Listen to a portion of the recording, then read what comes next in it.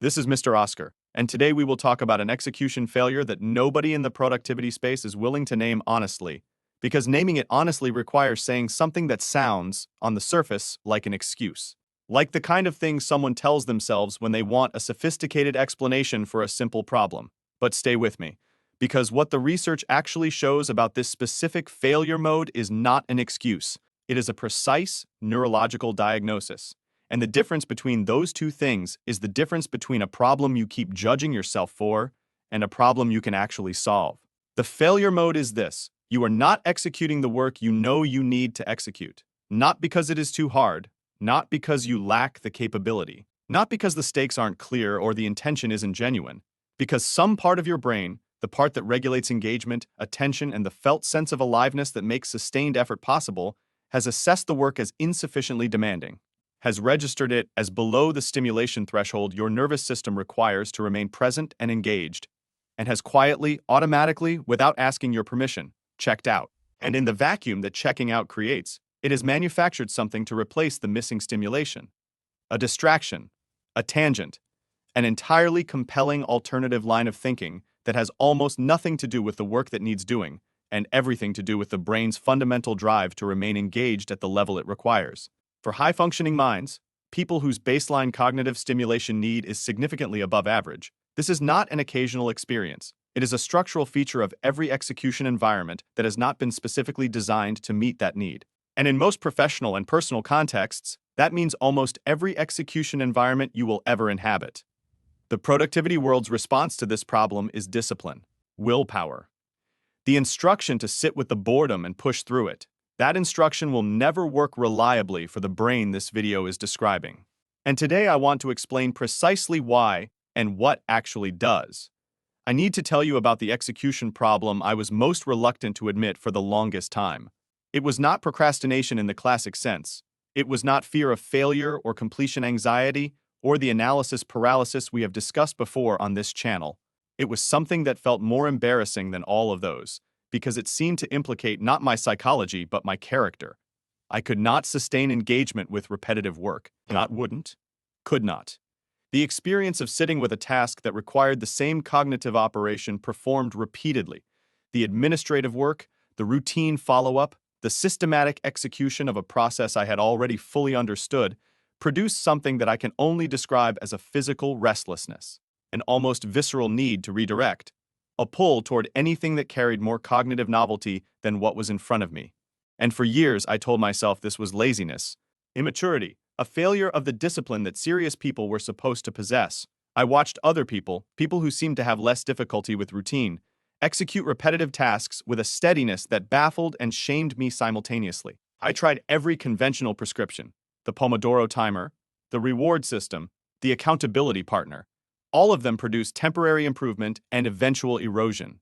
The moment the external structure relaxed, the restlessness returned, as reliably as a physical symptom returning after a temporary suppression. There was a therapist I was seeing during this period, a man named Dr. Callum, whose background was in cognitive neuroscience before he moved into clinical practice, who asked me one afternoon to describe the internal experience of the engagement failure in as much physical detail as I could manage. I described the restlessness, the pull, the quality of almost pain that settled in the chest during sustained repetitive work, the way my attention would leave the task involuntarily, not leave, as if physically pushed. He listened carefully, and then he said something that permanently changed how I understood what was happening. He said, "What you are describing is not a character problem. It is a stimulation mismatch. Your brain has a specific optimal arousal level for sustained performance. The work you are describing falls significantly below that level. And a brain operating below its optimal arousal level does not politely wait for you to provide more stimulation. It goes and finds some." I had never heard it described that way, and the moment he said it, I recognized it completely. The neuroscience and psychology of boredom as an execution saboteur, specifically in high-functioning minds, is documented across several bodies of research that together explain both the mechanism and its disproportionate impact on cognitively capable people. The first and most foundational piece of research comes from the Yerkes-Dodson Law, one of the oldest and most consistently replicated findings in all of performance psychology, originally documented by psychologists Robert Yerkes and John Dodson at Harvard University in 1908, and confirmed across more than a century of subsequent research. Yerkes and Dodson found that the relationship between arousal, the nervous system's level of activation and engagement, and performance follows an inverted U-shaped curve. Performance is poorest at very low arousal levels. It rises as arousal increases toward an optimal point, and it declines again as arousal exceeds the optimal level into overstimulation. The critical implication for the execution problem we are discussing today is this. The optimal arousal level, the point on the curve where performance is highest, varies significantly between individuals. And high-functioning, high-intelligence individuals consistently demonstrate a higher optimal arousal point than average. Their nervous system requires more stimulation to reach the engagement level at which sustained, high-quality performance is possible. Place a person with a high optimal arousal point inside a task that produces low arousal, repetitive, routine, cognitively unchallenging work, and the Yerkes-Dodson curve predicts exactly what happens. Performance falls. Not because the person lacks capability, because the arousal level the task produces is too far below the arousal level the nervous system requires to sustain engagement. The brain does not sit passively in under-arousal. It corrects. It seeks the stimulation that the task is failing to provide. And what we experience as distraction, restlessness, the inability to stay with boring work, is the nervous system's entirely rational, entirely automatic attempt to restore its optimal arousal level through whatever stimulation source is most immediately available. The second body of research comes from Dr. Sandi Mann at the University of Central Lancashire, one of the world's foremost researchers on the psychology of boredom, whose studies on the cognitive and neurological experience of boredom produced findings that challenge almost everything the productivity world typically says about it. Mann's research found that boredom is not a passive state of low engagement. It is an active, aversive psychological state, experienced by the brain similarly to pain, that motivates the organism to seek more meaningful, stimulating, or challenging experience. It is, in evolutionary terms, a signal, a reliable indicator that the current activity is failing to meet the mind's need for cognitive engagement and meaning. And Mann's research found something that is particularly important for high-functioning individuals. The threshold for boredom, the stimulation level below which the boredom signal activates, is not uniform across the population. It varies significantly based on what she calls the individual's need for cognition, the degree to which a person is intrinsically motivated to engage in effortful cognitive activity. People with high need for cognition, who characteristically seek intellectually challenging experience, have a higher boredom threshold and experience the boredom signal more intensely when that threshold is not met. In plain language, the more intelligent and cognitively engaged a person characteristically is, the more intensely they experience under-stimulating work as aversive, and the more powerfully their nervous system drives them away from that work towards something that will meet their stimulation need. The experience of being unable to stay with routine execution is not weakness in high-functioning people. It is the boredom signal running at the intensity that their cognitive profile produces, and that signal, like any pain signal, does not respond to being told to ignore it. The third explanation comes from the research of Dr. Mihaly Csikszentmihalyi, the psychologist whose work on the flow state I have referenced before on this channel, but whose findings apply here with a specific precision that I have not previously addressed in relation to boredom and understimulation. Csikszentmihalyi's decades of research on optimal experience produced a precise map of the conditions that produce flow, the state of complete engagement in which effort feels effortless, time distorts, and performance reaches its highest level. And his research identified one condition as the most critical structural prerequisite for flow. The challenge level of the activity must be matched to the skill level of the person. Specifically, the challenge must be high enough to require genuine cognitive engagement without being so high as to produce anxiety. What Csikszentmihalyi called the boredom channel, the experiential zone in which a task's challenge level falls significantly below the person's skill level, is the execution killer for high-functioning individuals. It is the zone in which the flow state is neurologically inaccessible, in which the attention system has no genuine challenge to anchor to, in which the mind, finding nothing sufficiently demanding in the task, begins producing its own stimulation through distraction, daydreaming, and the generation of more interesting cognitive content than the task is providing. This is not a choice. Csikszentmihalyi's research is explicit. The mind cannot sustain voluntary attention on an activity that falls significantly below its skill level. The attention system requires genuine challenge to function. Remove the challenge and the attention leaves, not through failure of will, but through the neurological impossibility of sustained voluntary attention in the absence of genuine cognitive demand.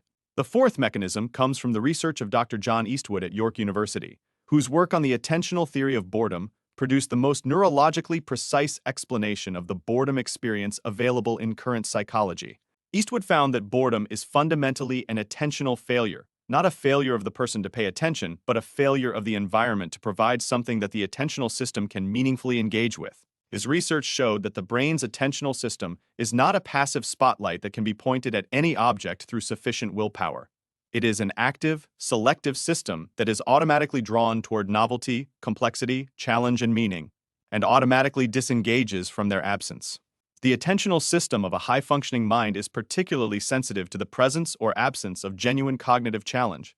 When challenge is present, the attentional system locks. When challenge is absent, it wanders, automatically, reflexively, without the person's conscious permission, in search of something that will meet its engagement need. Eastwood's research found that the most effective interventions for boredom-driven attention failure are not attentional, not about trying harder to pay attention.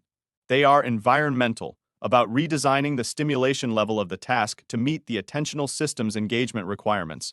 Because the attentional system cannot be commanded to engage with something it cannot find genuinely engaging, it can only be given something genuinely engaging to engage with. Here is the practical framework, built specifically for the high-functioning brain, not the generic productivity advice designed for average stimulation needs, but a structure that directly addresses the neurological reality of a mind that requires genuine cognitive challenge to sustain execution. The first intervention addresses the Yerkes-Dodson arousal mismatch directly. It is what I call a complexity injection, a deliberate redesign of how routine or repetitive tasks are performed that increases their cognitive demand to a level that meets the nervous system's optimal arousal requirement.